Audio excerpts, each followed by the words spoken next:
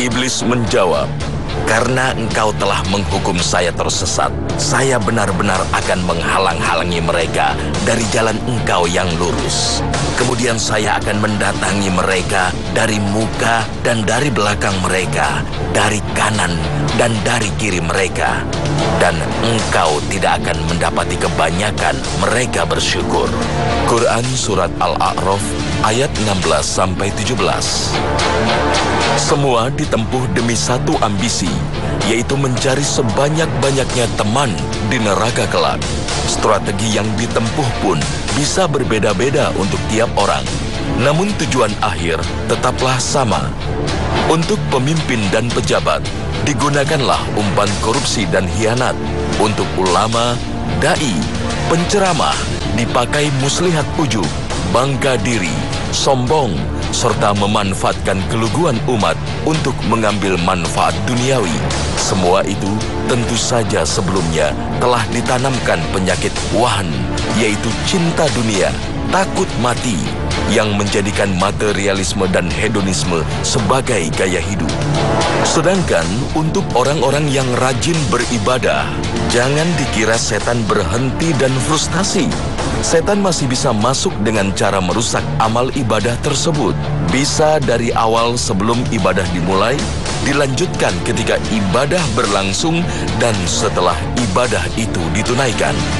Sebagai contoh, hilangnya konsentrasi ketika sholat merupakan fenomena yang sering menimpa kita. Secara fisik, tampak sedang melaksanakan sholat, tapi pikiran menerawang kemana-mana, sehingga seringkali lupa bacaan atau gerakan sholat. Setan menggoda manusia itu tidak saja di klub malam atau diskotik, termasuk ketika kita di masjid sedang bermunajat menghadap Allah Ta'ala. Dan tentunya, sholat yang menjadi kewajiban seorang muslim pun tak luput dari bidikan setan. Apa sajakah bentuk gangguan setan dalam sholat? Hanya di Kasanah pagi ini, gangguan setan dalam sholat.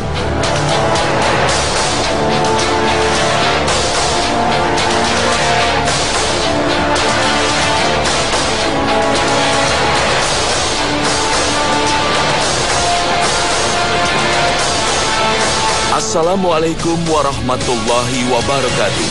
Selamat pagi pemirsa Trans 7. Hasanah Ensiklopedia Islam Dunia pagi ini kembali hadir ke hadapan Anda untuk memberi sajian informasi, inspirasi, dan motivasi untuk aktivitas Anda hari ini.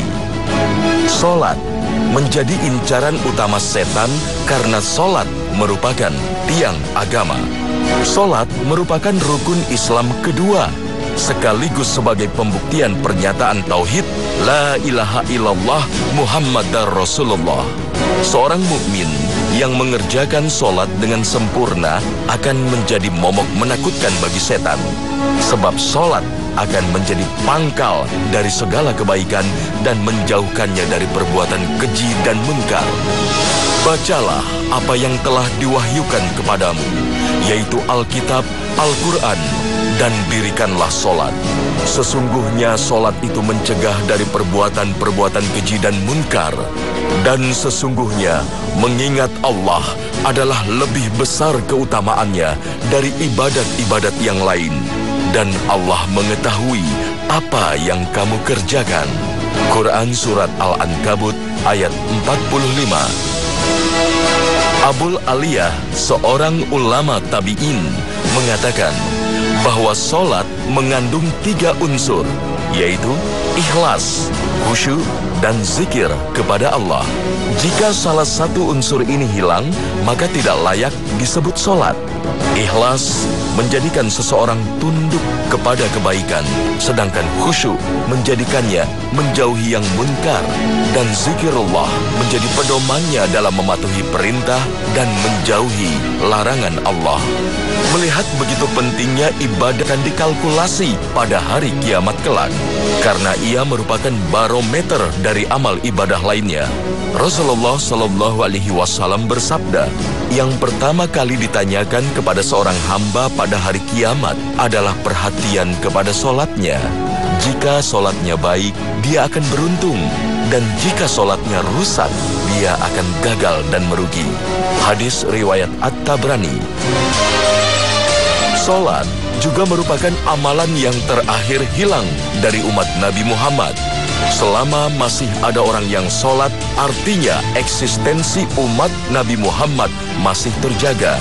Rasulullah Shallallahu Alaihi Wasallam bersabda, tali-tali Islam akan lepas sehelai demi sehelai. Setiap kali sehelai tapi itu lepas, umat manusia akan berpegangan pada tali berikutnya. Yang pertama kali terlepas adalah hukum, dan yang paling terakhir adalah sholat. Hadis riwayat Ahmad.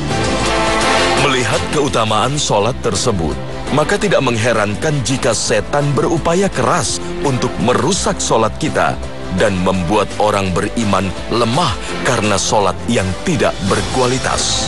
Dalam melihat interaksi manusia terhadap sholat, Ibnu Qayyim membagi manusia ke dalam 5 tingkatan. Pertama, mereka yang lalai dan zolim terhadap dirinya sendiri. Mereka adalah orang-orang yang mengerjakan sholat tapi dengan banyak kekurangan. Tidak memenuhi syarat dan rukunnya dengan sempurna. Wudhu yang tergesa-gesa, suka menunda-nunda sholat bahkan sampai melewati waktu yang telah ditentukan. Tingkatan selanjutnya adalah mereka yang mengerjakan sholat dengan memenuhi syarat dan rukunnya, tapi tidak dengan jiwa dan ruhnya. Kelompok ini mengerjakan sholat hanya sebatas aktivitas fisik semata. Mereka gagal melawan pengaruh setan yang mempengaruhi pikiran dan jiwa mereka dalam sholat. Tingkatan ketiga adalah mereka yang sholat dengan memenuhi segala syarat dan rukunnya dengan baik. Di samping itu mereka juga berupaya melawan bisikan setan yang mencoba memalingkan hatinya dari sholat. Sedangkan keempat adalah mereka yang menunaikan seluruh hak sholatnya dengan benar. Seluruh pikiran dan konsentrasinya tertuju kepada sholat. Dan tingkat yang paling tinggi adalah mereka yang mendirikan sholat dengan menghadirkan hatinya di hadapan Allah. Seakan-akan ia melihat Allah dengan mata hatinya. Ia merasa diawasi oleh Allah. Hatinya pun dipenuhi rasa cinta kepadanya. Semua bisikan setan dan gangguan hawa nafsu telah hilang dan sirna darinya. Dinding pembatas antara dirinya dengan Robnya telah diangkat ketika sholat. Sholat orang seperti ini jauh lebih agung dan lebih baik dari segala yang ada di antara langit dan bumi. Allahu Akbar. Azan memiliki makna yang luar biasa. Mulai dari ungkapan akan kebesaran Allah, kemudian syahadat kepada Allah dan Rasul-Nya, hingga ajakan untuk sholat dan kemenangan. Maka tak heran, begitu mendengar suara azan, setan akan lari ketakutan. Akan tetapi begitu selesai azan dan iqomat, ia akan kembali untuk menggoda dan mengganggu orang yang sedang sholat, sebagaimana sabda Rasulullah Shallallahu Alaihi Wasallam. Apabila dikumandangkan azan sholat, setan akan berlari seraya terkentut-kentut sampai ia tidak mendengar suara azan tersebut. Apabila muazin telah selesai azan, ia kembali lagi. Dan jika iqomat dikumandangkan, ia berlari. Apabila telah selesai iqomat, dia kembali lagi. Ia akan selalu bersama orang yang sholat seraya berkata kepadanya, "Ingatlah apa yang tadinya tidak kamu ingat." Sehingga orang tersebut tidak tahu berapa rakaat ia sholat. Hadis riwayat Bukhari. Gangguan setan terhadap orang yang sholat sesungguhnya telah dimulai saat ia akan berniat sholat. Setan akan berusaha membuatnya menunda sholat sehingga akan luput keutamaan sholat di awal waktu. Bukan hanya itu, setan juga akan mencari celah untuk memalingkan niatnya, yang tadinya karena Allah menjadi karena calon mertua, atau cari perhatian atasan, atau supaya dianggap orang soleh, dan lain sebagainya yang telah tercemar ria dan sum'ah. Perasaan was-was dan keraguan adalah salah satu senjata setan. Dan senjata ini diantaranya digunakan saat seseorang ingin berwudu untuk sholat. Salah satu syarat sahnya sholat adalah suci dari hadas kecil dan besar. Gangguan setan pada wudhu biasanya muncul dalam bentuk keraguan. Apakah sudah semua anggota wudhu saya cuci? Apakah ada bagian yang belum kena? Sehingga diulang lagi dan diulang lagi sampai lebih dari 3 kali. Sehingga bukannya mendapatkan keutamaan sunnah yang ada, malah mubazir. Atau ada kalanya gangguan tersebut muncul dalam bentuk meremehkan amalan wudhu, sehingga wudhu hanya dilakukan sambil lalu dan tergesa-gesa. Seringkali bagian-bagian tubuh tidak dibasuh dengan sempurna. Membasuh muka tidak sampai batas muka. Membasuh tangan tidak sampai membasahi siku. Atau membasahi kaki kurang dari mata kaki. Kegagalan dalam menyempurnakan wudhu merupakan salah satu dari target setan dalam merusak sholat seorang mukmin. Gangguan setan berlanjut ketika seseorang memasuki sholat. Setelah sebelumnya setan mencoba mempengaruhi niatnya, target berikutnya adalah merusak takbiratul ihram. Setan membisikkan keraguan dalam hatinya sehingga ia merasa khawatir apakah takbiratul ihram yang dilakukannya itu sudah sah atau belum. Apabila salah seorang dari kalian bimbang atas apa yang dirasakan di perutnya, apakah telah keluar sesuatu darinya atau tidak, maka janganlah sekali-kali ia keluar dari masjid sampai ia yakin telah mendengar suara atau mencium baunya. Hadis riwayat Muslim. Para ulama mengatakan inti dari hadis adalah keyakinan yang pasti sehingga menghilangkan was-was dan keraguan. Sehubungan dengan perasaan was-was ini, Ibnu Qayyim berkata, termasuk tipu daya setan yang banyak mengganggu mereka adalah was-was dalam berwudu dan niat atau saat takbiratul ihram dalam sholat. Was-was itu membuat mereka tersiksa dan tidak nyaman.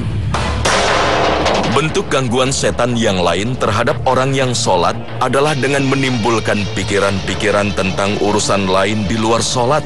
Entah tentang barangnya yang hilang, kegiatannya tadi sebelum sholat.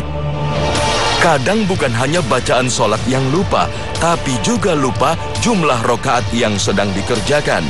Ia tidak tahu ia berada di rokaat keberapa dan berapa rokaat lagi yang harus diselesaikan. Solusi dari kondisi jika seorang mukmin ditimpa gangguan setan seperti ini adalah melakukan sujud sahwi. Sujud sahwi merupakan sujud yang dilakukan ketika seseorang lupa jumlah rokaat atau lupa rukun dan wajib sholat. Rasulullah Shallallahu Alaihi Wasallam bersabda, jika salah seorang dari kalian sholat, setan akan datang kepadanya untuk menggodanya sampai ia tidak tahu berapa rokaat yang telah ia kerjakan. Apabila salah seorang dari kalian mengalami hal itu, hendaklah ia sujud 2 kali saat ia masih duduk dan sebelum salam. Setelah itu, baru mengucapkan salam. Hadis riwayat Bukhari dan Muslim. Sedangkan gangguan yang menyebabkan lupa bacaan, maka segera membaca ta'awush atau a'udzubillahi minasyaitonirrajim, kemudian meludah ke kiri 3 kali. Hal ini pernah dialami oleh salah seorang sahabat Rasulullah Shallallahu Alaihi Wasallam, yaitu Utsman bin Abi Ash. Ia datang kepada Rasulullah dan mengadukan hal tersebut. Rasul kemudian berkata kepadanya, itulah setan yang disebut dengan kinzib. Apabila kamu merasakan kehadirannya, maka meludahlah ke kiri 3 kali dan berlindunglah kepada Allah. Aku pun melakukan hal itu dan Allah Subhanahu wa Ta'ala menghilangkan gangguan itu dariku. Hadis riwayat Muslim. Salat yang dilakukan dengan terburu-buru akan kehilangan tumma'ninah atau ketenangan yang merupakan salah satu dari rukun salat. Dan hilangnya salah satu rukun akan mengakibatkan salat yang dilakukan akan sia-sia. Rasulullah Shallallahu Alaihi Wasallam pernah mendapatkan orang sholat dengan cara seperti ini. Rasul kemudian memerintahkannya untuk mengulangi lagi sholatnya, sampai kemudian bacaan dan gerakannya dilakukan dengan sempurna. Solat yang dilakukan dengan penuh ketenangan dan kekhusyuan akan memberikan manfaat yang sangat banyak bagi seorang hamba, baik ruhani maupun jasmani. Tentang ketenangan dalam solat ini, Rasulullah Shallallahu Alaihi Wasallam bersabda, apabila kamu solat, bertakbirlah, lalu bacalah dari Al-Quran yang mudah bagimu, lalu rukuklah sampai kamu benar-benar ruku. Lalu bangkitlah dari ruku sampai kamu tegak berdiri. Kemudian sujudlah sampai kamu benar-benar sujud dan lakukanlah hal itu dalam setiap rakaat solatmu. Hadis riwayat Bukhari dan Muslim. Solat adalah ibadah khusus yang terdiri dari bacaan dan gerakan tertentu. Ketika solat, seseorang dilarang melakukan kegiatan lain di luar gerakan dan bacaan solat, seperti menggerakkan tangan, kaki, atau anggota tubuh lainnya yang bukan gerakan solat, atau menoleh ke kanan, ke kiri, atau mendongak ke atas. Semua gerakan tersebut dalam merusak, bahkan membatalkan solat. Oleh sebab itu, setan berupaya keras untuk menggoda dan mengganggu orang yang sedang sholat sehingga sibuk dengan pakaiannya atau sibuk mengamati dinding atau langit-langit ruangan tempat ia sholat. Pada masa sahabat, ada seorang sahabat yang bermain kerikil ketika sedang tasyahud. Ia membolak-balikannya. Melihat hal itu, maka Ibnu Umar segera menegurnya selepas sholat.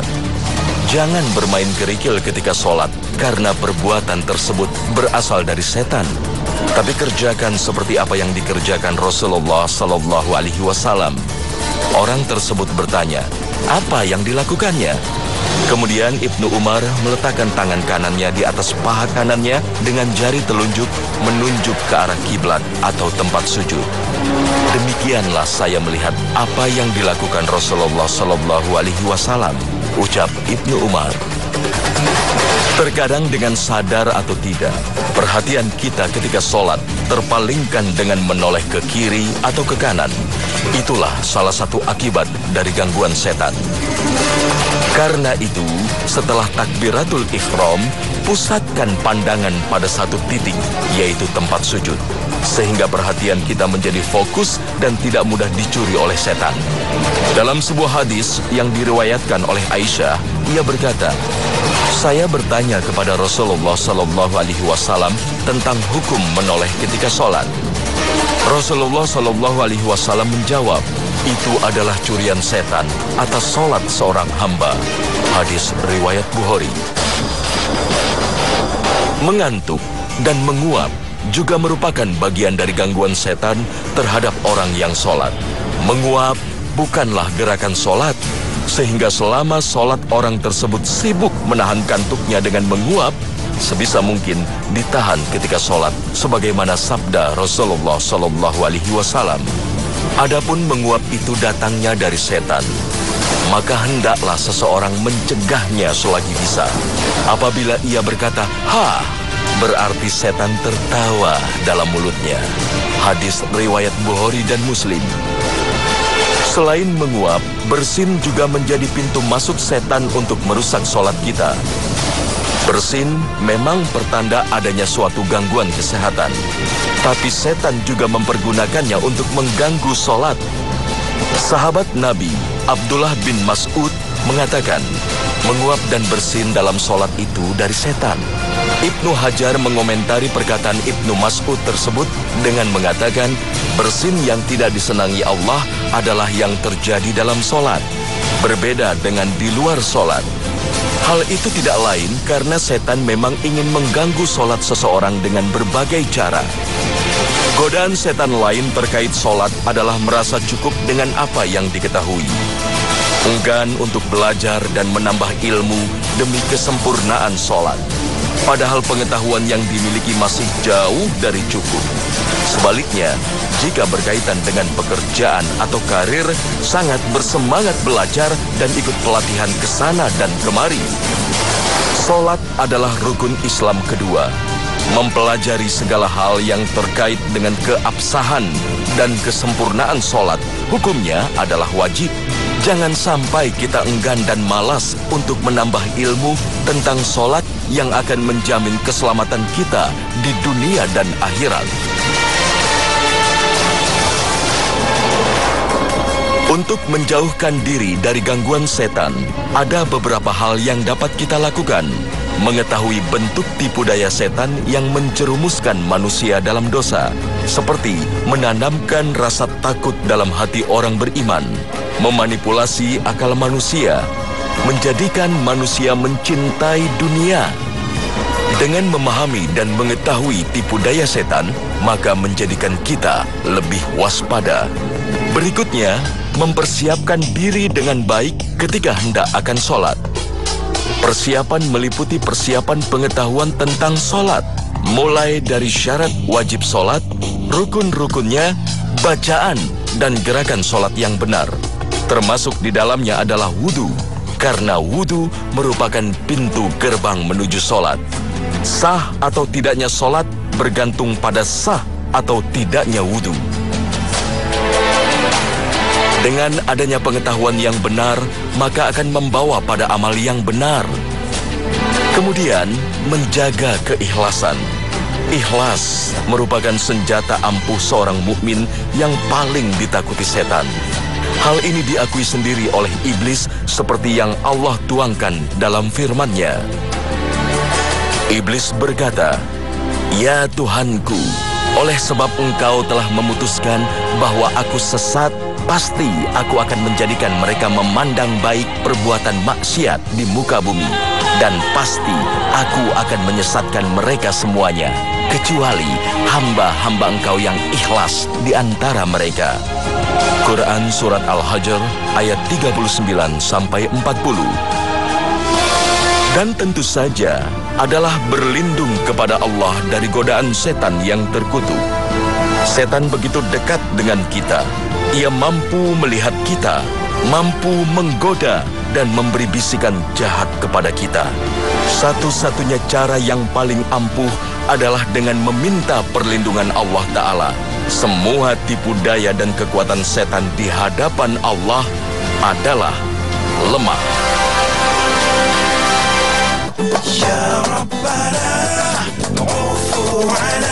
Pemirsa Hasanah, setan selalu berupaya mencari celah untuk menyesatkan manusia. Ketika seorang dalam zikir kepada Allah pun tak luput dari gangguan setan. Oleh sebab itu, marilah kita perkuat niat kita sehingga tidak diganggu oleh setan. Dan jangan lupa selalu minta perlindungan Allah Ta'ala dari segala tipu daya setan. Semoga sholat kita menjadi semakin berkualitas dan kita dijauhkan Allah dari godaan setan yang terkutuk, baik ketika sholat maupun di luar sholat. Amin ya Rabbal Alamin. Terima kasih atas perhatian Anda dan wassalamualaikum warahmatullahi wabarakatuh.